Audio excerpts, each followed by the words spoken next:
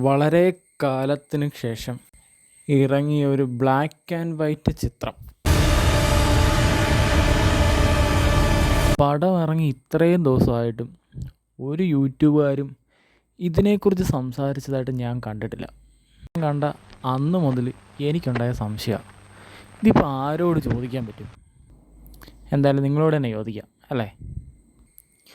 അല്ല, ശിവേട്ടൻ പണ്ടറ ബുദ്ധിക്കാരനല്ലേ? ഞാൻ ചോദ്യം അങ്ങോട്ട് ചോദിച്ചോട്ടെ.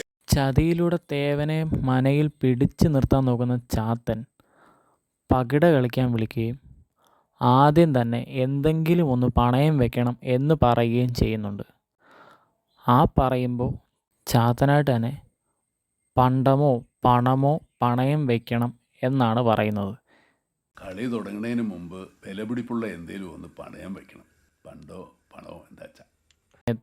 എന്തുകൊണ്ടാണ് സ്വന്തം കാതിലെ കടുക്കൻ പണയം വെക്കാതെ തേവൻ പകിട കളിക്കാൻ നിൽക്കുന്നത്? രണ്ടാമത് എനിക്കൊരു അവസരം കൂടി തരണമെന്ന് പറയുമ്പോൾ പോലും തൻ്റെ കടുക്കൻ്റെ കാര്യം തേവനവിടെ പറയുന്നില്ല. എനിക്കൊരു അവസരം കൂടി തരണം.